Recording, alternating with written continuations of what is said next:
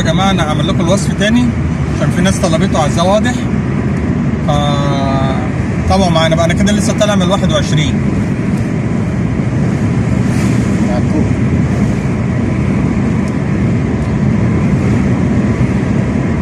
بتمشي دغري لغايه ما تلاقي الكوبري بتاع الكارير. وانا هناك هعرفكم فين كارفور، لان انا بوصف الناس على كارفور الناس مش عارفاه، هوصف لكم عليه. هوريكم المكان اللي انا بقعد فيه. نقف ونكمل. العداد شغال؟ بس يا جماعه احنا ما حاولناش ولا اي حاجه، هتنكم ماشيين دغري، هي مش مسافه كبيره يعني. اول ما هتلاقوا الكوبري بتاع كرير، قريه كرير على اليمين، هتاخد الخدمات على طول. يعني مش هتاخد الطريق اللي انا ماشي عليه ده، في طريق خدمات تحت اهو، هوريكم تاخدوا من انهي حته، عشان من هنا مش هتعرف تخش. لو مشيت على الطريق اللي هو السريع ده مش هتعرف تخش. بعدين اللي يمشي هنا يمشي 80 يا جماعه، ما يزودش، عشان الرادارات ياما، و كل شويه هتلاقي جاي لك كام مخالفه. هنا الطريق ماشي 80 بس.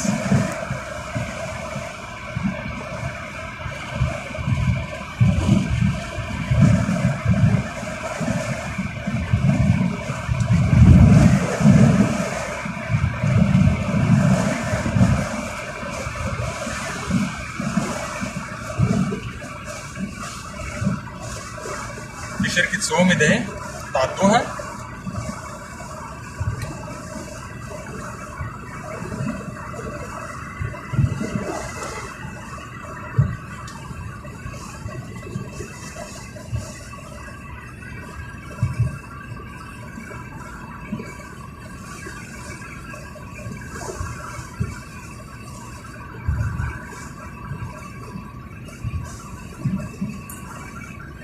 في مدرسة خاصة اسمها عابدين. أول ما تلاقوا المدرسة دي بقى الكوبري هتلاقيه على بعد عينك على طول. في المدرسة قدام منك هي اللي معمولة بمبنى أحمر دي أو طوبي، دي مدرسة خاصة على اليمين اهي.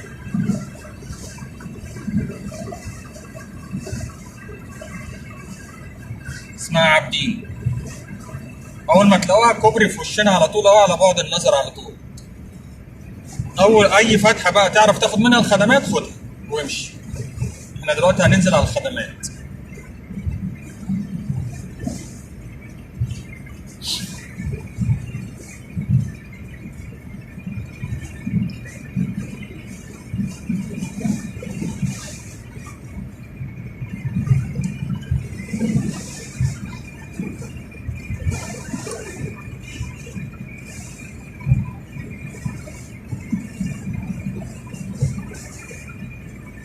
هو الكوبري احنا شايفينه بس مش هيبان في الكاميرا اهو يا جماعه، يعني الكوبري قدام مننا اهو بس مش هيبان في الكاميرا.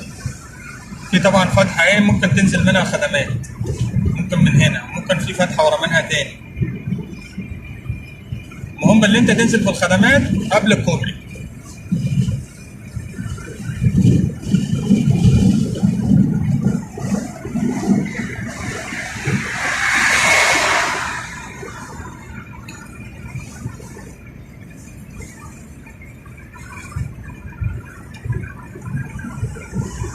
طبعا ده السور ده كله بتاع قرية كرير.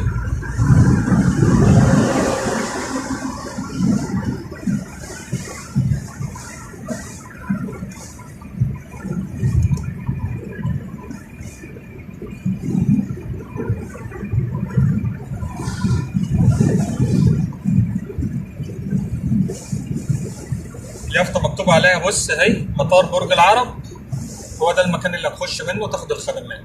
هي في فتحة قدام تاني بس أنا بوضح لكم من هنا من عند اليافطة. قرية فخر البحار، قرية سيدي كرير. اليافطة اهي، وده مطار برج العرب. هتخش من الفتحة بتاعت الخدمات ديت عشان تاخد الكوبري اللي هينزلك على الملاحات على طول. ده كده أنا جاي من 21 يا جماعة.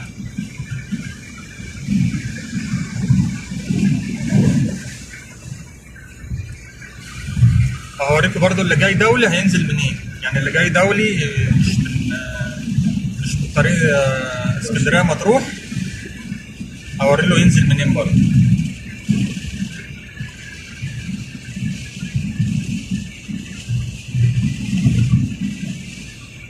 طبعا دي القريه دي كلها كده تبع القوات المسلحه اللي على اليمين دي.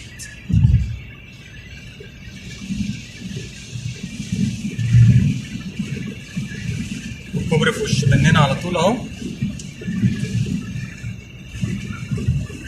لو خدت طريق الخدمات هتعديه هتلف من بعيد قوي عشان ترجع تاني، مفيش فتحه تلف منها.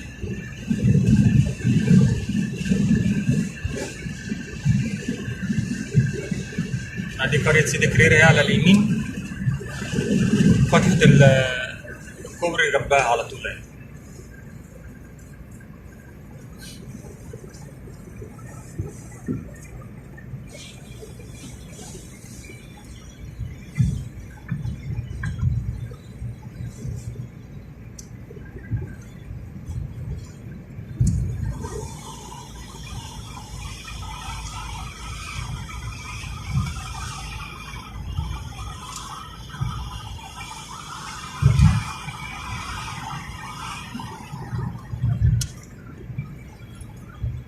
يا دوبك هتنزل من عند الكوبري، يا دوبك هتمشي سن صغيره كده هتلاقي كارفور.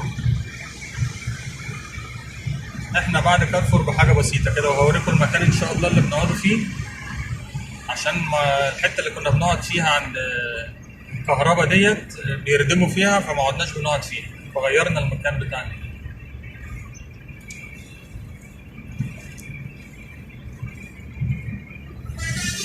برضه بتاخد طريق الخدمات في الطريق الدغري، ما تاخدوش، لو خدته مش هتعرف تنزل الملاحات، خليك يمين برضه. ادي كارفور اهو، خليك على ناحيه كارفور. لو خدت الطريق التاني ده مش هتعرف تنزل ملاحات، هتلف برضه من بعيد، فخليك في طريق الخدمات تحت. ده الكوبري لو انت جاي دولي هتنزل من قبل ما تطلع من على الكوبري، هتنزل من تحت هتلف هتيجي عند كارفور برضه. ده لو انت جاي دولي، ده الكوبري الدولي اهو.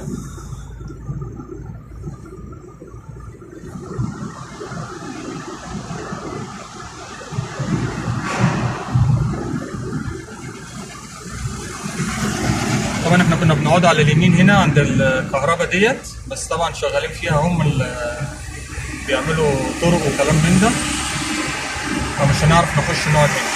كنا بنخش نقعد في المكان ده الاول. كان اتغير خالص. الدنيا اتغيرت. احنا بنقعدوا قدام بقى خالص يا جماعه. ما شاء الله الصيادين ياما اهي.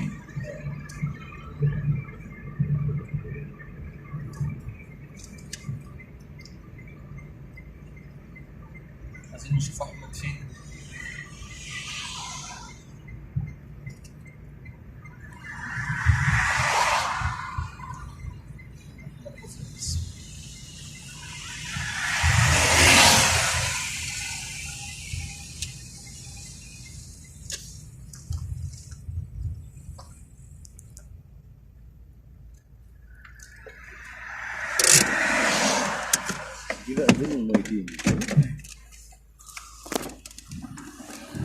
اهو بنقعد قبل الملف يا جماعه بحاجه بسيطه.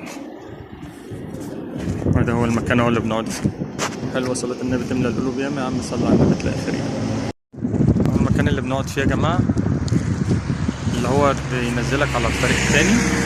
قبل ما تنزل على الطريق التاني تنزل تقعد هنا كده، الحته دي كده طبعا كلها صيادين اهي. وربنا يرزق الجميع ان شاء الله. احنا كده ان شاء الله باذن الله هنجرب وهنقول لكم برضو الدنيا فيها ايه، لان يعني احنا لسه ما عرفناش الموسم يشتغل ولا لسه، فربنا المستعان ان شاء الله. ربنا يسهل كده، هنجرب كده ونشوفوا الدنيا، والله المستعان ان شاء الله. وانتوا وحشتوني والله، ان شاء الله باذن الله موسم خير يا رب ان شاء الله علينا وعليكم باذن الله ان شاء الله.